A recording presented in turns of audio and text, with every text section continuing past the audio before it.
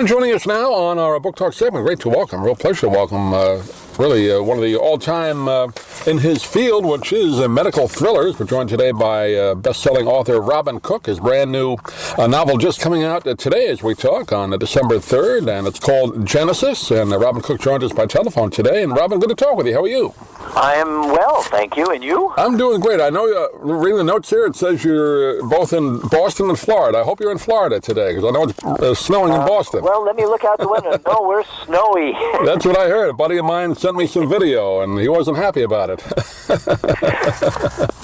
But I know you're here part of the time. But anyway, let's talk about the book. First of all, I know the people out there that followed your career. I guess I was surprised just reading the notes. I didn't realize it was this long ago. I remember when this book came out, Coma. That was the first big one, right? The first medical thriller you wrote. That's correct. That really started the genre.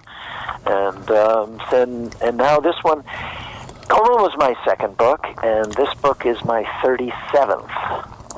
That's prolific in any field. I guess. But, I wouldn't be able to do this if we didn't have such a screwy healthcare system.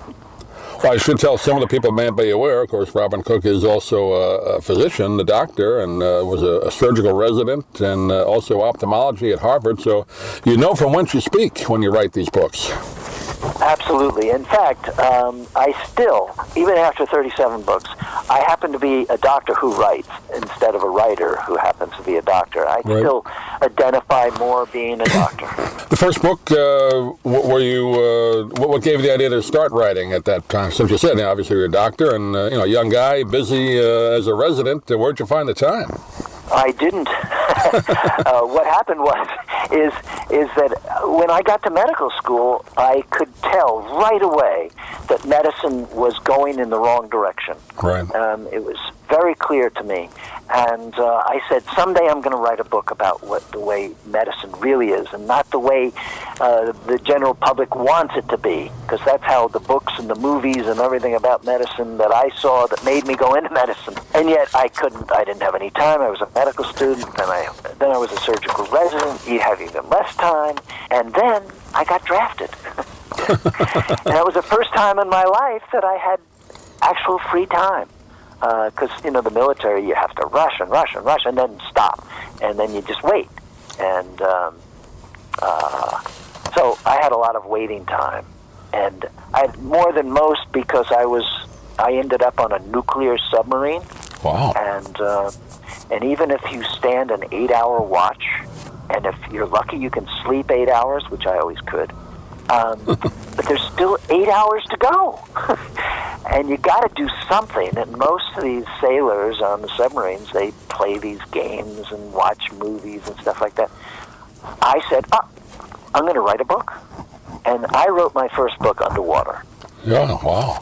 I was going to say, so you did serve as at least they put you in as a physician in the military then. They didn't put you on some other kind of duty. The Army tends to do that. Well, they did, actually. In order to do that, I went through the submarine school, and then I went through deep-sea diving school, wow. and then I went through Mark 9 training with the SEALs, and then I actually became one of the Navy aquanauts. I did undersea diving research, but I got so interested in submarines that I actually went out on a real submarine patrol for 75 days. We were underwater. Wow. And that's when I wrote my book. That's another book right there, just on that. We have the United States Navy to thank for my literary career. That's it.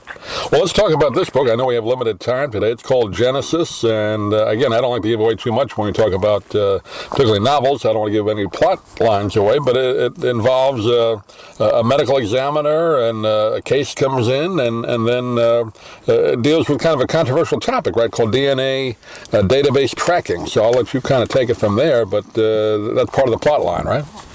Yes, it involves ancestry DNA, which has become enormously popular. In fact, the database now, I think it has like 15 to 20 million people have sent in their DNA. And the more people that send it in, the more powerful it becomes as a forensic tool. In other words, the idea is that when you send in your DNA, what you get back people they love to get this sort of ethnicity sort of sense of right. where they came from, but also they get back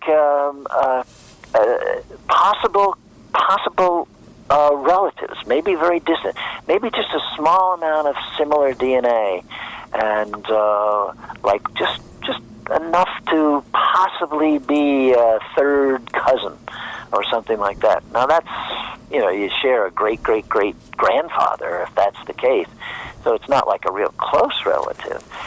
But if you contact those people, and those people are interested, and those people have started family trees, and you start one, and if you can tie those two together somehow, you can start picking out closer relatives and finding closer relatives. And that's how this system works.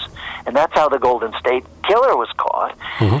And because they found a distant third cousin, and they found, a great-great-great-grandfather that the Golden State Killer shared with someone who did it. And so by getting a bunch of family trees and tracking and getting closer and closer, they finally were able to find out the Golden State Killer. But that situation was that they actually had his DNA. Right. In Genesis, I make it even a little more difficult. They don't have the perpetrator's DNA. They have the fact that the perpetrator sired an embryo. So that means they have half his DNA. But even with half a DNA now, by using interesting statistical methods, they were, like the Golden State Killer, able to find a distant great-great-great-grandfather who they shared. And so they started to come back. And they're able to actually find this perpetrator in Genesis. Yeah, great premise. And I don't know why that would be controversial, though. I mean, if it provides information that can track down, hopefully, criminals, well, isn't that a good thing, or what would be the bad thing about it? Oh, absolutely, that is a good thing. And in fact, the more DNA research that is a wonderfully good thing in terms for medicine. And as a doctor, it's one of the more exciting things that medicine is going to become more and more personal. But the concern is privacy issues, and as we all start worrying about 1984, this kind of stuff with government and whatnot, and surveillance, and that's where the worry is. Yeah. And so those are real issues, and so there have been some laws already passed that people cannot be discriminated against by their particular DNA. But the fact that even laws like that need to have been passed suggests that there is an anticipation of some sort of problems. But that's going to happen, and yet the benefits are going to so outshine the disadvantages. I personally believe, as a physician, that it's something that's going to be dealt with or tolerated and hopefully dealt with. I always figure, don't expect any privacy anyway. Everything's already out there. Who cares? If you not doing anything wrong, then don't worry about it. But maybe I'm naive. Well, I don't know. No, I think you're realistic. Is that, just by going into a Starbucks and getting a coffee, and you come out with your coffee mug, and you drink your coffee, and then you put the coffee mug down, that's got your DNA all over it. Right. And if somebody wants it, and that's how they got the Golden State Killer, huh? The killer, yeah, by his coffee cup. And yep. Then we said, here's the DNA we're looking for, and here's his DNA. Right. And so that's how they got that. Well, the name of the book is Genesis, and we've been talking with Robin Cook today. I wish we had more time, Doctor, but I'm sure we'll talk to you again down the road when your next book comes out. But do you have a website you want to direct people to? I know it's available everywhere, but any particular website? RobinCook.com, but also my fan page. I have a very, very interesting fan page because it's very civil. We don't have any uncivil behavior, which is unique on the internet.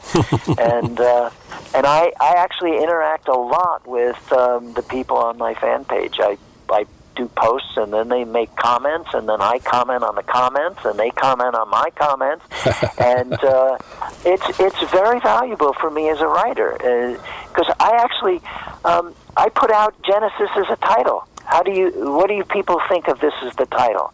And I got back very positive response. So I said, all right, that's it. That's the title. Instant marketing research. I guess, yeah. Well, as a writer, we spend an awful lot of time by ourselves, right? Sure. You can't write a book without being by yourself. I really value feedback. I mean, I personally think this book is going to be probably as popular as my book Coma, just because of the way it relates to what people are interested in. Right. My last book, CRISPR-Cas9, it's a very sophisticated gene editing technique. Not too many people that's a little bit harder for them to understand. This one they understand, and I think they'll have a lot of fun with it. Great. Robin Cook's been our guest. Genesis, the name of the book. And Robin, thanks for being with us, and we'll talk to you again soon.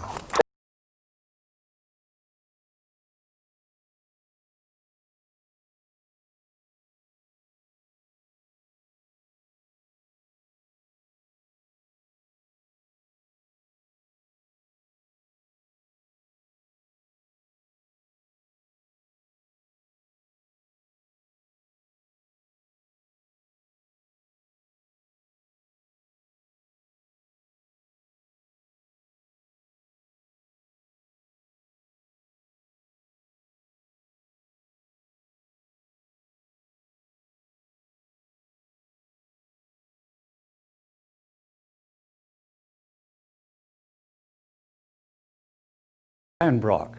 30 years ago, I formed Remote Area Medical to help people overseas. But then we found generations of families in America isolated by poverty from the health care they need. Together, we can take dental, vision, and medical help to 1 million adults and their kids, right here at home in the United States of America.